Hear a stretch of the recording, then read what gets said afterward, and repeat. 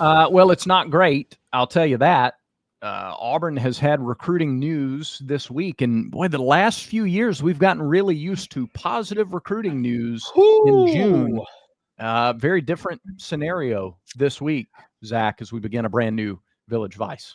Yeah, definitely feels different. Feels different. You know, the writing was on the wall, but Devin Carter flipping officially, according to now multiple reports, from Auburn to Florida State. Of course, this comes just a day after Shadarius Tootle, the longtime linebacker commit, flips from Auburn to Georgia. Been a rough, 24, 48, 72 hours if you want to lump Vodney Cleveland in there as well. Him picking Texas over Auburn and other schools. Jay Lamar put out his top 3. I don't even think Auburn was in his top 3. Like, it's just, it's feels like all momentum is just shot right now. Yeah, and this has been a strength. The last couple of years, June and July have been exciting months for recruiting news. We talked about the impact of seasons that didn't go the way you expected them to go, and how they didn't really have an effect on guys leaving the program that were already a part of. There wasn't this mass exodus of transfers out from impact players. Do you think this is first 2 years record? Do you think this is, you got to prove it to me? You got look, I understand it is still June, and so nothing is fine. There've been plenty of guys who committed elsewhere and then signed with Auburn in December. Right. But do you think this is a little bit now? Well, we've seen it's not 1 year, it's not 2 years. We just haven't seen enough wins yet, and we've seen the wins in other places at Texas. Of course, you haven't seen it at Florida State. Yeah, had a disaster last year. Yeah, I mean, I've put out some stuff on social, just kind of getting the temperament of the fan base. And look, from my point of view, like a surprising amount of people just saying, it'll be fine, they'll come back. Like, okay, I hope you're right. I hope that's like great. I hope you're right. And then, but most people are saying, like, if you win, it'll take care of itself. To where, like, okay, that sounds good. It feels good. And I talked about that. And you talked about it. We've all talked about it. That's been a talking point. But up until this point, like, you're so far behind now where, like, when we say, okay, when it takes care of itself, so, like, you're telling me if you go 8-4 or better, 9-3, all of these guys are just going to flip back. I don't know if I'm fully there yet. I think there's a few situations where that makes sense. Like if FSU continues to only win 2 games a year or whatever, you know, could you get Devin Carter back? You know, if Florida falls apart and they fire, you know, G5 Billy or whatever, like, could you get, you know, Daniel back possibly, or get him in the first place? He never was committed, but like maybe, but in the macro, I'm not sure that entirely tracks. I just have questions. Like, it feels good, it sounds good, but when you question, it's like, well, what are we saying? Are we saying we're going to flip 10 guys? Right. If they go 8-4, I'm not saying it's impossible. That's just a big assumption. Or do you look more? I mean, you probably have to, if you don't flip half those guys back or half of some other group of 10 guys back, you got to go much heavier on the portal than what you were planning to do, what you were hoping to do. Oh, or you've got to go heavier in the portal 2 years from now. Yeah. Because I'm at the receiver spot. You've still got guys who should be coming back in 26, barring anything major breaking down. Sure. And you've got to be like, I think the receiver position is the greatest position where you can influence guys for next year anyway.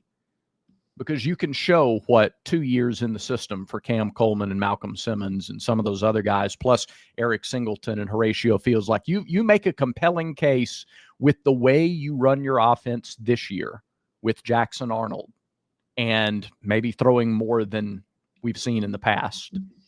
Yeah. You can make a more compelling case to receivers than you have otherwise.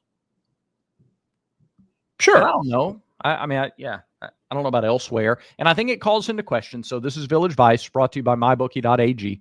50% deposit bonus up to $1,000 when you use promo code BARN at mybookie.ag. They give you a $10 casino chip as well when you use promo code BARN at mybookie.ag. Roster management. I was talking about this with some friends over the weekend. how should you build or manage financially your roster in the NIL age of college football? Should you build it the way NFL teams are building theirs? I think it's an interesting topic, especially considering Auburn's lost the commitment of a linebacker over the weekend. And linebacker is not in the top half of positions that get paid well. Correct. Well, teams. Running back is not a position that the NFL invests a ton of money in relative to the other positions. Like running back, tight end, linebacker are your bottom three outside of special teams guys and fullbacks, and not everybody is a fullback. So, of the regular positions we think about, running back, tight end, linebacker are the three where teams just aren't putting the money toward that position. Could we see more of that going forward in the college game? Yeah, I mean, especially if there's this illusion of there being a cap, right? Mm-hmm. So, yeah, I think so. And once again, that's assuming that this NIL clearinghouse does what it says it's going to do and truly limit these deals that are being signed between these schools now and these players. So, I think, not all positions are created equal. I mean, you need to win in the trenches, but it's specifically on the offensive side of the ball, you need to lock down your tackles. On the defensive side of the ball, you need guys who can rush the passer. Yeah. And then, obviously you need your quarterbacks, you need your corners, anything that impacts the passing game, whether you're trying to make your passing game better or stop your opponent's passing game. Like that's what matters. And so are your tight ends impacting that? As a general rule, not as much. Right. Are there exceptions? Absolutely. And those are the guys who make lots of money. Your Travis Kelce's, your Rob Gronkowski's, your Gonzos, if we want to go back a little bit. And then on the other side of it, you want guys who can rush the passers, and you want guys who can defend the perimeter and take out the opposing team's top wide receiver. That's why corners get paid so much. Are there exceptions where a safety may make a ton of money? Yeah. Sure. Yeah, but typically you're going to see more of that go to your corner.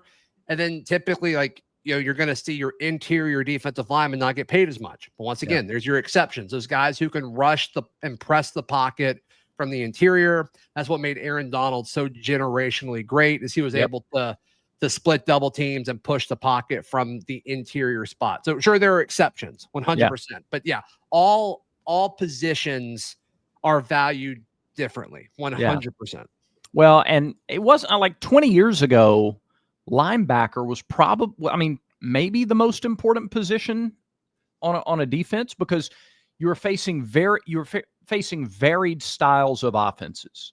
The hurry up, no huddle was just starting to become a thing. It was gone were the days where you need the big 6'4", 240-pound middle linebacker, and then a couple of guys at 6'3", 225 to flank him because you're running a 4-3. And the multiplicity of the defenses, that linebacker spot was the valued position on the defense, interior D lineman, and then probably linebacker. That shifted a little bit over the last generation.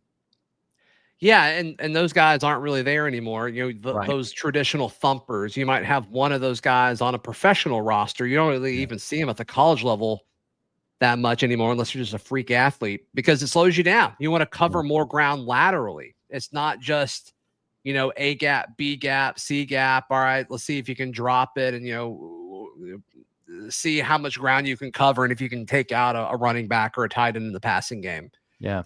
Now you're seeing these guys that went from 240 to 220, and they're able to cover a lot more ground. So it's all about how quick can you get from point A to point B, and how quickly can you diagnose where you need to be. And that's that's where it's gone. Positionally, quarterback and edge rusher, the number one highest earning positions in the NFL, offensively and defensively. And I think it'll be interesting to follow Auburn's roster management in this recruiting class, in the portal. Who are the guys that they value, and how closely will it resemble that NFL model or the NFL averages going forward? That's why it's a little surprising that they lost a wide receiver commit again, because right now it would seem like if there's a position that would be an easy pitch at Auburn, it would be the wide receivers. So that's what I think, more than the linebacker, more than more than even a Vodney, who was never committed to Auburn, but an in-state guy. The receiver one is the one that kind of raises the eyebrows a little bit more. Sure, unless it's well, the Devin Carter recruitment is so nuanced. I mean, his dad's a big deal at FSU. Obviously played there. To my understanding, he's still involved with the operations. So I don't think that's like a normal situation. Like Auburn knew that when they were getting into Devin Carter's recruitment, but I don't think that was a normal situation. Yeah. To where it's just about fit and, what you project to do. I think it's a deeper thing. That's fair. And that's really tough to battle. I mean, that's recruiting against the current in a significant way. Yeah. All right. You're going to tell the people about Roback. Okay. And then I'm going to continue this very peppy Monday discussion on today's show. Yeah, no, I'm glad you're feeling good. Hey, anybody can feel better. Just go to roback.com, use promo code VICE20 for 20% off your order. They are the best place for your quarter zips, your collared shirts, your polos, whatever kind of apparel you need. Roback has you covered, and it's all so comfortable. It looks so good. It's so versatile. You can wear it at church. You can wear it while golfing. You can wear it to work. You can wear it just by hanging out. Whatever it is, Roback has you covered. Roback.com. Use promo code VICE20 for 20% off your order. We are the recruiting discussion. You mentioned it earlier. Sometimes you go 9-3 this year, and that'll cure it. It'll help. But what does that mean? What would it mean for Auburn to go 9-3 in the regular season? How many times has that happened in the last 10 years? Zach, how many times in the last 10 years has Auburn lost 3 games or fewer? It's happened twice. Okay. It's happened twice. It happened in 2019. They went 9-3 in the regular season. Okay. And 17. Happened in 17. And that's it. And it's only happened 3 times since the national championship year. Now, when you're like me now, when you get to be 44, 15 years feels like nothing. Feels like nothing. Feels like it was just yesterday. 15 years to a 16-year-old, 17-year-old, 18-year-old recruit. That's a long time. And so what we're talking about is we talk about expectations for this team and this season. I'm not talking about long range and Auburn should be at this level or should be at that level, because, everybody has lofty expectations and hopes. But if you're just like, well, Auburn should go 9-3 this year. They should. They should do something they've only done twice in the last 10 years and 3 times in the last 15 years. So I love this. Okay. I love this because there's, the assumption is a big one. Like this would be a big step for Auburn. And it feels like that. Like it feels like it's a big year going into the season. So I 100% love the expectations that are around this football team. But also, like if you're talking about the historic impact of it all and how it would kind of buck a historic trend, if you will, from a roster management standpoint, they've done something that they haven't done in a hot minute as far as the level they've recruited, both through the portal in the high school ranks, and I think what they've done from a development standpoint. Yeah. And what we are projecting that they'll do as far as getting guys in the NFL after this upcoming season. I think it's going to be more guys than we're used to seeing, which is fun, which is part of all this recruitment that they've done since they've been here, and which is what makes this offseason so weird. Yeah. But like, is it unfair to ask for something or expect something that hasn't happened a ton in the last decade? Happened twice in the last decade. But you have a roster that is top 2 or 3 in the last decade. Okay. I'm being conservative. I think it's second. I think it's 2017 and then this team as far as like roster goes. Yeah. And I don't care what order you want to put them in. So I agree. And I love that you point out the perspective and the context of this is like, this is kind of something that we're not used to seeing. But we're in a different situation than we normally are, too.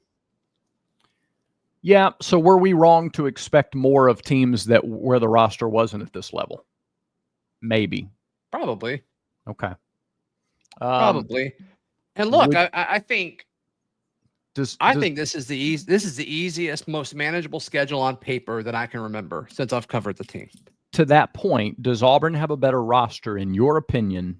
And how much weight do you give home field? When depends. Okay.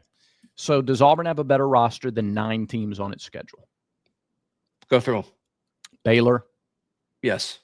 Does the fact that it's in Waco counter that at all? Okay. No. Ball the State trenches are so much better. Yeah. Okay. Ball State, South Alabama, not a question. Oklahoma. Yes. Does it being in Norman counter that? Possibly. Texas A&M. No. Okay, there's one. Georgia. No. Missouri. I think so. Arkansas. I think so. Kentucky. Yes. Vanderbilt. Yes. Even though quarterback is so heavily weighted and you like Pavia as a top 5 guy in the SEC? Yeah. I mean, they scored 17 on us last year. Yeah. Right. I got you. Okay. Mercer. Yeah. Alabama. No. So that's 3. That's 3. So Auburn has a better roster than 9. If your stance on roster alone, which does not determine who you think will win or lose a football game. But on roster alone, Auburn's got a better roster than 9 of the 12 it'll face. Yeah, the issue is, though, Auburn had a better roster than Alabama A&M last year. I think they had a better roster than Cal, better roster than New Mexico, better roster than Arkansas, better roster on game day than Oklahoma last year. Sure. I think it was close with Missouri, better roster than Kentucky, better roster than Vandy, better roster than UL Monroe. And I would have said not as good as A&M, but they beat A&M. Yeah. But you could have made that same case within a game last year, and you lost a chunk of those. Yeah. So, yeah, it's all weighted so differently, and where you play, and when you play, and coaching and who you matters. Before, and coaching matters, and game plan matters, and quarterback play matters. Right. So, I wonder where the fan base is on this week at this time. Broderick Scholl days away from kickoff. Wow. 67 days away from kickoff. Wow. Yeah. How is 67 a Brad Law approved number? It's not, is it? Yeah. It's a backup offensive lineman number. Backup offensive, which is what he is. Right. It's a perfect number. Broderick Scholl is numbered correctly. Good. And can I go ahead and start the Broderick Scholl hype train? Yeah, he's got a chance to start next year. Yeah. We did these. I think I mentioned this back in December, maybe. We did interviews with a few of the incoming freshmen. Okay. Broderick Scholl's the most interesting true freshman recruit that I think I've talked to here. What made him so interesting? His the level of his voice never rised above about right here. He's very thoughtful. He got into, you know what sold him on Auburn? The beekeeping program. So this guy's like Braden Smith 2.0. Yeah, kinda. Yeah. He's like, well, what is it about? You're so mild mannered. What is it about football? He says, well, it's a way for me to take out aggression. Oh yeah, right. Yeah. He's like, and the science behind the footwork and the little things that you do to have success. I'm like, all right. I hear you. I love that. Yeah. So we're Broderick Scholl days away from kickoff. And if we don't see him this year on the field, whatever, I think he's going to be very good in his time here. I agree. So is that it? That's all I have. Yeah, I didn't see any bumper stickers today that were notable. So do I have anything interesting to talk about? Good question. No, that was it. Okay. I think I'm good. It's like not the most uplifting episode of the show that there's ever been, but I'm so pumped for Jabari Smith. Sure. Gets to play with KD. Yeah. I can't wait for Auburn basketball's media team to hype that up. Uh-huh. There's going to be opportunities. Yeah. Janai Broom also gets drafted this week, which is exciting. The fact that Jabari is such a great player that KD requested the trade to Houston to play with Jabari, I think is probably not getting talked about enough. Yeah, that's great. That's how we ought to. Yeah. Let's turn you just that. pull the hammy Yeah. stretching there. But that's fine. Turn the knob on that narrative a little bit. Yeah, whatever. Doesn't have to be true. It's got to sound good, right? It's just got to sound good. I think that does it for today's show. Yep. Thanks, everybody, for watching. You could have watched a million other things. You chose to watch this, and we do appreciate that very much. Remember, until next time, everyone has vices. Make sure Village Vice is one of yours.